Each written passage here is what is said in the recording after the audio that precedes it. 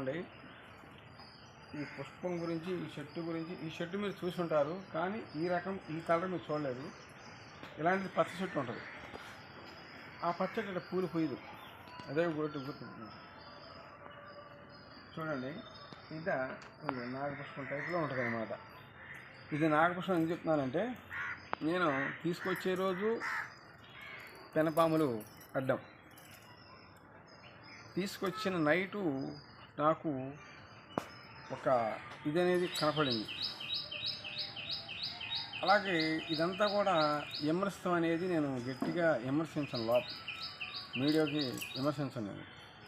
రేపు ఎవరైనా ఏ ఛానల్ వచ్చారనుకోండి, నేను అన్నీ చెప్పేది, నేను చేసేదన్నీ నిజాలు. అంటే నిజం అంటే ఏం తెలుసా, నిప్పు పట్టుకుంటే కాలిపోద్ది, నీళ్లు పట్టుకుంటే ఆరిపోద్ది. అలాగే నేను వీడియోలు పెడతాను ఎందుకంటే, నాకు లైకులు కొట్టి ఆస్తులు సంపాదించేసి ఏదో నగలతో జల్సా చేయడానికి కాదు. మన జన్మలు 7 జన్మలు అంటూ ఉంటారు.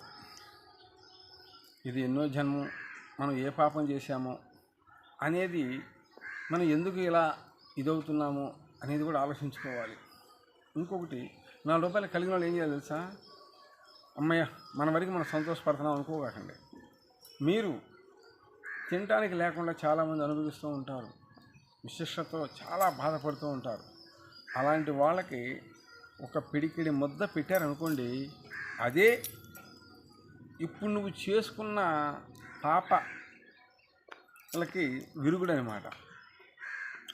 ఏ జన్మలో ఏం చేసుకున్నామో, ఈ జన్మలో ఒకళ్ళు చూసారా, కోట్లుండా కూడా ఒక మూల మంచం వేసి కూర్చోబెట్టేస్తారు అంతే.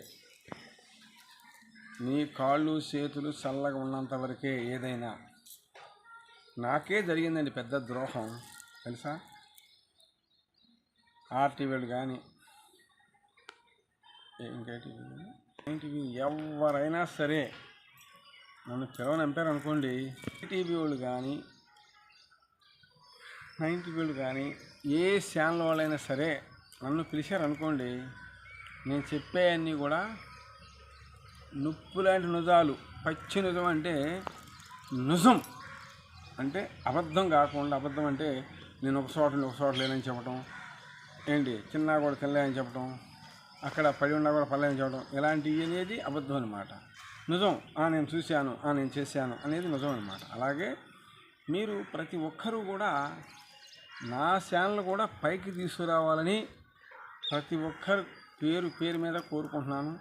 నాకులాగా కూడా వీడియోలు చేసేవాళ్ళు చాలామంది ఉన్నారు. వాళ్ళు కూడా, మీరు కూడా సమాజానికి అంటే మనుషులకి ఉపయోగపడే వీడియోలు మనం పెట్టుకుంటూ ఉండాలి. నేను పెడుతున్నాను, అందరూ భూప్రపంచం అందరూ చల్లగా ఉండాలని కోరుకుంటున్నాను. నాకు ఒక లైక్ చేయట్లేదు ఎవరు,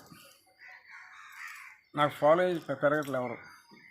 నాకున్న ఫాలోయింగ్లే వాళ్ళు ఇంకా డెవలప్ అవ్వాలి. వృత్తి వ్యాపారం అవ్వచ్చు, బంగారు పని అవ్వచ్చు, వడ్డంగి పని అవ్వచ్చు, టాపీ పని అవ్వచ్చు, కూలి చేసిన వాళ్ళు అవ్వచ్చు, ఎవరైనా సరే ఇంకా డెవలప్ అని కోరుకుంటున్నాను. అలాగే నా వీడియో ప్రతి ఒక్కరూ చూస్తున్నారు. చక్కగా మీ కుటుంబాలు కూడా చల్లగా ఉండాలని, 1000 ఏళ్ళు ఆ నాగశక్తి దయ వల్ల, ఆ నాగుదయ వల్ల ప్రతి ఒక్కరు కూడా అన్యోన్యంగా చల్లగా ఉండాలని కోరుకుంటున్నాను.